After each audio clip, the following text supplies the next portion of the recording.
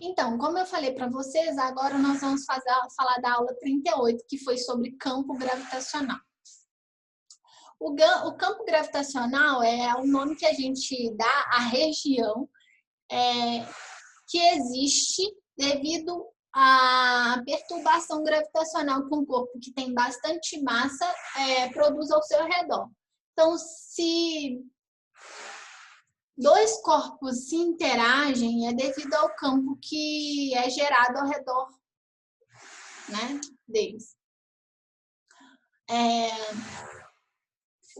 A gente pode citar aí a atração que a Terra exerce sobre os corpos em sua superfície, né? Então, existe uma atração entre a Terra com todos os corpos que estão aqui na sua superfície ou a atração que o Sol exerce sobre os planetas que orbitam ele. Então, o campo gravitacional é, na verdade, a gravidade daquele planeta. E ela se modifica de acordo com cada planeta e com cada relação, né? A gente representa esse campo por meio de um conjunto de linhas, que são chamadas de linhas de força do campo, ou linhas de indução. As setas indicam a direção e o sentido da força aos quais ficará sujeito o objeto nessa região. Observem que as setas são sempre direcionadas para o planeta, nesse caso, né? Existe também uma dependência da força com a distância. Quanto mais próximo do planeta, né, mais próximas essas linhas estiverem, significa que maior vai ser a força gravitacional que aquele objeto é submetido, ou seja, a intensidade do campo aumenta e também a força com que os objetos sofrem devido a esse campo. Lembrando, gente, o campo não é a mesma coisa que a força. A partir do momento que existe campo, existe a possibilidade da força existir. Então, um é dependente do outro, mas não é a mesma coisa. Então, as linhas, conforme o que a gente está mostrando aí, são semi-retas, que vão apontar para a direção do centro da Terra, e elas vão se aproximando à medida que se aproximam do planeta. Existe uma equação para a gente determinar o campo gravitacional, e ela é dada a partir da igualdade entre a força gravitacional, que é a proposta por Newton, que a gente viu no último vídeo, que é Gm1 vezes m2 sobre r ao quadrado. Lembrando que aqui a gente está falando de produto de massa dos corpos pelo seu raio, né? Isso vai ser igual ao peso do corpo que está sujeito àquele campo.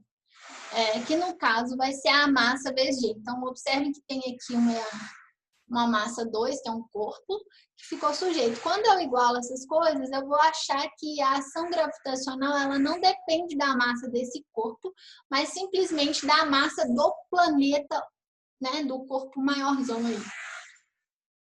E também do seu raio. O raio, ele pode ser simplesmente o raio do planeta, ou se o corpo tiver a determinada altura, a gente tem que somar ao raio a altura que ele está em relação à superfície do planeta, que é o a gente chama aqui de H. Então, tem essas duas maneiras. Se o corpo estiver exatamente sobre a superfície, essa fórmula. Se ele tiver uma determinada altura, a gente soma essa altura H aqui embaixo, para depois elevar ao quadrado. Aqui, como eu disse, essa equação permite com que a gente descubra a gravidade, né? A aceleração gravitacional, que é o campo. E em qualquer ponto ou região do espaço, a unidade dela é o metros por segundo ao quadrado, que é a mesma para a aceleração. E é isso. Só mostrando para vocês, existe uma dependência gravitacional com a distância. Então, quanto mais próximo tiver as linhas de campo, maior vai ser a força que o objeto está submetido. Então, a ação gravitacional, ela vai diminuindo a partir do momento que o corpo vai aumentando de altura, a altitude, tá? Então, observem que aqui a 6.000 quilômetros em relação ao centro do planeta, eu tenho 9,8 metros por segundo, que seria a superfície da Terra. Quando eu subo para 13.000 quilômetros, esse valor já diminui para 2,5, depois para 1,1, depois para 0,7 e vai chegar um momento que o corpo vai estar fora da ação gravitacional, né, desse campo e vai ter gravidade zero, que seria quando o corpo consegue ir em direção ao espaço sideral. Então, era isso sobre o setor A, gente. Eu estou indicando aqui como orientação de estudos para vocês. Estudem todos os módulos que eu citei aqui como revisão, né? Para vocês estarem preparados para a avaliação. Lembrando que essa é a última avaliação. Estudar os slides, que eu já passei anteriormente, e esse daqui também.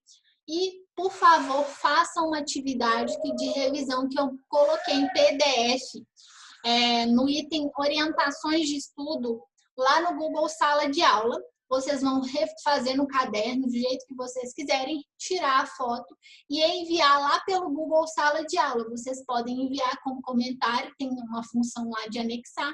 Vocês anexam e me enviem dessa semana, então não vai ter DIC-1, vai ser essa revisão em formato de PDF, tá bom? Então é isso. Espero que vocês tenham revisado um pouco a matéria. Não se esqueçam de fazer orientações de estudo, especialmente atividade em PDF, tá bom? Até a próxima!